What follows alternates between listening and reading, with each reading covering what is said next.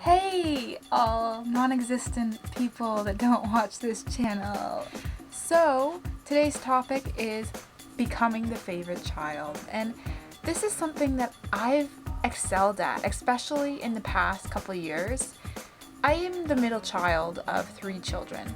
So you would think that like the middle child isn't, well, people always say the middle child isn't loved as much or gets overshadowed by the older one, and the younger one is always loved more. Well, I kind of have found this niche where I think I've rocked middle child status to a whole new level. So I'm gonna admit, it's not something that can just happen overnight, but there's little things that you can instill that are slowly but surely going to put you into that number one status that all us middle children want to be in. So what I first recommend is timing. It's important to wait for the perfect time. You can't just all of a sudden wake up one day and decide, I'm going to become the favorite child, because that's not how this works. You are going to have to live out a large portion of your life as not the favorite child. And we're going to have to deal with that. All middle children do.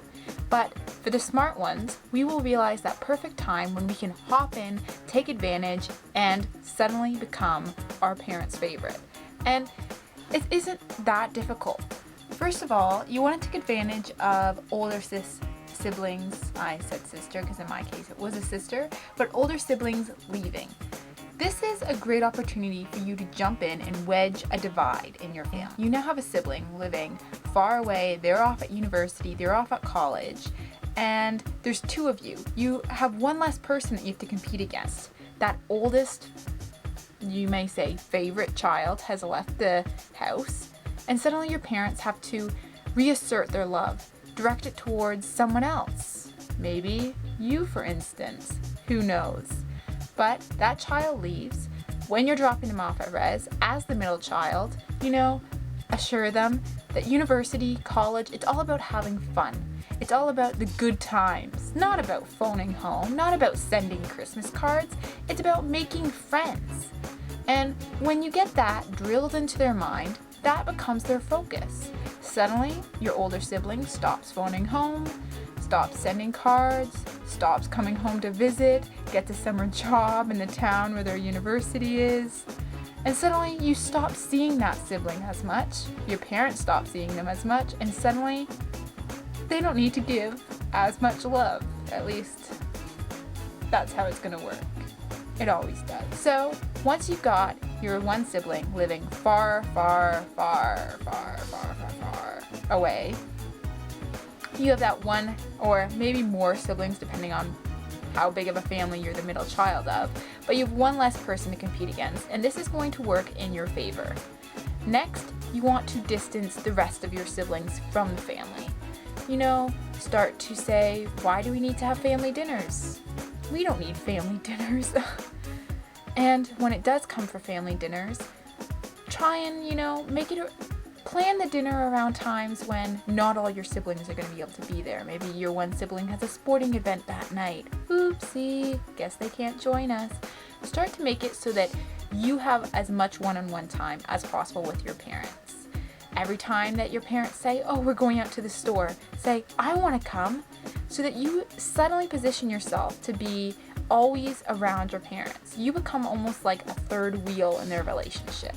Now, this might be a wedge, you may say, in the parental relationship, and your parents may hate you at first, but suddenly they become attached. They're like, why is my teenage kid always wanting to hang out with me? This is bloody amazing. They will love it, and they will love you for it, and suddenly upping that favorite child status, which is the goal of everything.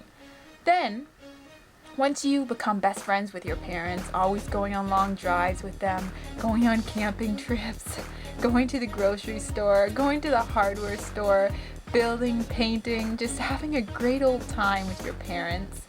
And the rest of your siblings, they start to do their own thing. They're like, you're spending so much time with mom and dad, I'm gonna go find something else to do.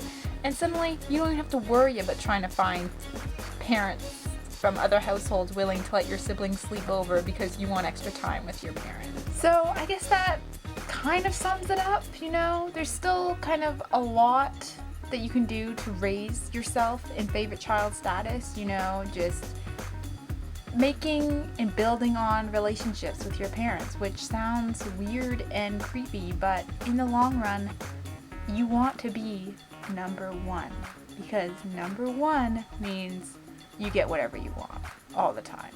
And that's the goal of anybody who's a teenager and wants stuff and doesn't want to work for it. Yeah. Anyway, so I also have a whole bunch of tips I can offer about getting relatives to like you, especially older relatives that you want to be included on their will. You know, sending cards to them, remembering their birthday, calling them, sending them emails, making out like you want to be a huge part of their life. You don't be some evil teenager that doesn't talk to their parents. I think that's horrible.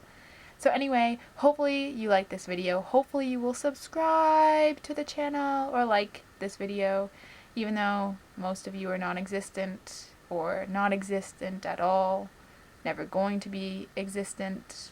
I don't know. We'll end it here and see.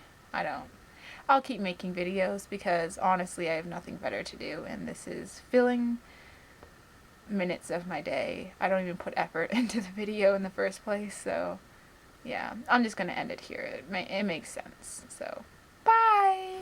So upsetting news. I got fired from my job today. I think I should be more upset, but I kind of quit. I think I walked off, you know? It was a helium factory and I didn't like the tone they were talking to me in. First attempt at humor. Suck at it.